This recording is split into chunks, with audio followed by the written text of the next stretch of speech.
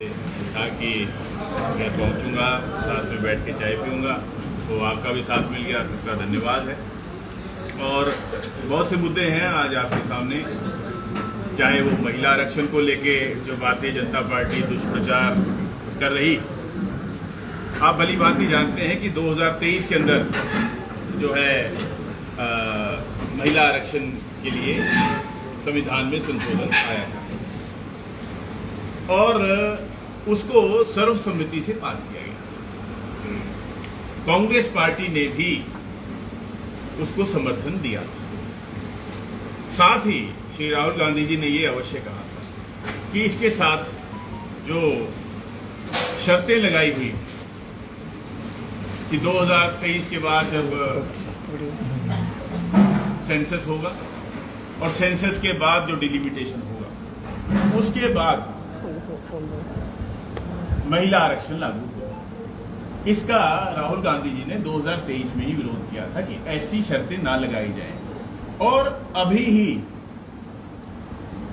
महिला आरक्षण लागू किया जाए। लेकिन भारतीय जनता पार्टी की सरकार नहीं मानी। नहीं तो यदि राहुल गांधी जी की बात मान ली होती तो 2024 में जो आम चुनाव हुए थे वो महिला आरक्षण के साथ होते। अब आप देखें कि जो पिछला सेंसस हुआ, जनगणना हुई थी, उसे 3 साल लगे और जो पिछला डिलिमिटेशन हुआ है उसको 6 साल लगे। 2002 में शुरू हुआ था, 2008 में पूरा हुआ। यानी कि भारतीय जनता पार्टी ने ऐसी शर्तें लगाई कि 3 साल पहले सेंसस, उसके बाद 6 साल डिलिमिटेशन, यानी कि 9 साल बाद भी जो कानून आज पास हो रहा है वो 9 साल बाद लागू होगा। ये कैसा कानून है? बाकी कानून तो ऐसे नहीं होते, आज पास होता है अगले दिन लागू होता है। ये कौन सा कानून था? ये कैसा महिला आरक्षण था जो भाजपा लाना चाहती थी? यानी कि साफ है कि भाजपा महिला आरक्षण लाना नहीं चाहती थी। असली विरोधी महिला आरक्षण के भारतीय जनता पार्टी। फिर बहुत भ्रम फैलाया जा रहा है कि नहीं जी देखिए डिलिमिटेशन और सीटें बढ़ाना तो इसका हिस्सा है। अब मैं आपकी जानकारी के लिए आपको बताऊं कि जब 73वां और 74वां संशोधन आया, कांग्रेस की सरकार लेके आई थी 1992 में, जिसके माध्यम से जो स्थानीय निकाय हैं, चाहे वो अर्बन लोकल बॉडीज हैं, म्युनिसिपल कमेटी है, म्युनिसिपल कॉर्पोरेशन, या रूरल लोकल बॉडीज हैं भी पंचायती राज में, चाहे जिला परिषद है, ब्लॉक समिति है, पंचायत, उसके अंदर 33% महिला आरक्षण कांग्रेस पार्टी लेकर आई थी। उस समय आप बताइए कितनी सीटें बढ़ी थी जी पंचों की, कितनी सीटें बढ़ी थी ब्लॉक समिति की, कितनी सीटें बढ़ी थी कॉर्पोरेशन की, कितनी सीटें बढ़ी थी म्युनिसिपल कमेटी की? कोई सीट नहीं बढ़ी थी। सीट बढ़ना अलग मामला है और महिलाओं को आरक्षण देना अलग मामला है। तो ये कहीं ना कहीं बिल्कुल साफ हो जा रहा है और वो पार्टी दूसरों को महिला विरोधी बता रही है जिनकी पार्टी में आज तक कोई महिला राष्ट्रीय अध्यक्ष नहीं बनी है। भारतीय जनता पार्टी में आज तक कोई भी महिला राष्ट्रीय अध्यक्ष नहीं बनी है। इनका जो मुख्य सहयोगी संगठन है उसके अंदर तो महिलाएं सदस्य तक नहीं बन सकती, अध्यक्ष तो दूर की बात। और ये महिला विरोधी दूसरों को बता रहे, ये खुद महिला विरोधी हैं। और आपने देखा हरियाणा के अंदर तो जब पिछला हमारा विधानसभा चुनाव हुआ उसके अंदर इन्होंने खुद कहा है और लिखा हुआ है, आप भी निकाल सकते हैं, इनका जो संकल्प पत्र था, मैनिफेस्टो था, उसमें लिखा हुआ है कि हरियाणा की सभी महिलाओं को 2100 रुपए महीना दिया जाएगा। साफ लिखा है हरियाणा की सभी महिलाओं को, कोई कंडीशन नहीं लगाई गई। अब हरियाणा की आबादी क्या है? लगभग 2.5 करोड़। तो अगर आधी कर लें तो 1.25 करोड़। तो 1.25 करोड़ महिलाओं को 2100 रुपए मिलने चाहिए इनके संकल्प पत्र के हिसाब से। और अभी लगभग 8 से 8.5 लाख महिलाओं को ही पूरे प्रदेश में 2100 रुपए महीना, उसके अंदर भी कंडीशनें हो गई, 1000 ऐसे मिलेंगे, 1100 ऐसे मिलेंगे, लेकिन वो सब करके भी अभी तक 8.5 लाख पे पहुंचे हैं, 1.25 करोड़ पे कब पहुंचेंगे?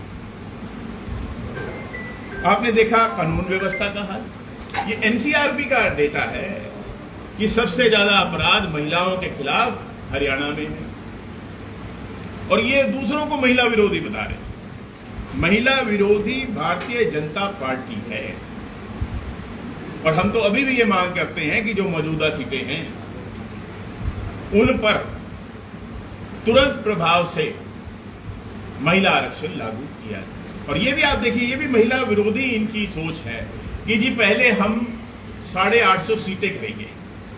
भाई क्यों करेंगे? ये चाहते हैं भी, एक भी भारतीय जनता पार्टी चाहती है कि एक भी पुरुष की जो सीट है वो कम नहीं होनी चाहिए लोकसभा के अंदर, कि जो महिलाओं को आरक्षण देना है वो बाहर से बाहर ही दे दो, पुरुष की हमारी एक भी सीट नहीं कम होनी चाहिए। तो महिला विरोधी भारतीय जनता पार्टी है या कोई और है? भारतीय जनता पार्टी है।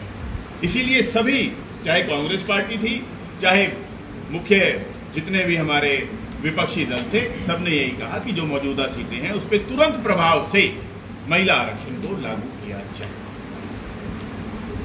आज मंडियों में आप देखते हैं क्या हाल है। मैं भी हर सीजन में मंडी में होता हूं, और आप भी हर सीजन में मंडियों को कवर करते हैं। हर बार आप देखते हैं, सबसे पहले तो बारदाना नहीं होता, अनाज को भरने के लिए कट्टे नहीं होते, अभी भी किश्तों में पहुंच रहे हैं। 1 अप्रैल से खरीद शुरू हुई गेहूं की, आज तक भी 23 तारीख है, आज तक भी पोर्टल वेरीफाई नहीं हुआ है 100%। किसकी जिम्मेदारी है? भाई आपने मेरी फसल मेरा ब्यौरा पोर्टल बनाया, पोर्टल में किसान को पंजीकरण करना है कि जी मैंने इस किले में ये फसल लगाई हुई है। पंजीकरण के बाद राजस्व विभाग अलग से और कृषि विभाग अलग से वो चेक करते हैं कि इस किले में ये फसल लगी हुई है या नहीं लगी हुई है। इसको कहते हैं पोर्टल का वेरिफिकेशन। यदि पोर्टल का वेरिफिकेशन नहीं हुआ तो किसान चाहे अपनी फसल को मंडी में ले आए, वो बिक नहीं सकती। आज भी 100% पोर्टल वेरीफाई नहीं हुआ। कराएगा कब वो वेरीफाई होगा और कब उसकी फसल बिकेगी? इतनी परेशानियां, किसान को ऐसे कर दिया जैसे वो कोई अपराधी है।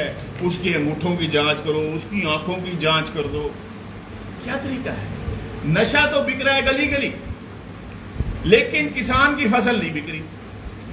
उठान आप देख लो, ऐसे लोगों को ठेका दिया जाता है उठान का जिनके पास पर्याप्त संख्या में ट्रक ही नहीं होते कि जी 72 घंटे में पेमेंट होती, तो ना फसल निकले मंडी से ना पेमेंट की देनी। इस तरह की सोच है किसान विरोधी। अभी मैं जो दमकल विभाग के कर्मचारी धरने पर बैठे, मैं भी उनको भी मिल के आया। बड़ी उनकी जायज सी मांग है कि यदि कोई दमकल कर्मी कहीं अपनी ड्यूटी पर कहीं आग बुझाते हुए अपनी जान गंवाता है या घायल होता है, तो उसका जो मुआवजा है वो एक पॉलिसी निर्धारित हो जाए। सरकार वो करने को तैयार नहीं, भारतीय जनता पार्टी की सरकार। इसमें क्या गलत है कि भी वो कहते हैं हमें भीख क्यों दे रहे हो? अब उन्होंने कहा है सरकार ने कि जी हम 30 लाख देंगे, तो उसकी नीति बना दो कि हर बार हमें धरना ही देना पड़ेगा, उसके बाद ही हमें मुआवजा मिलेगा।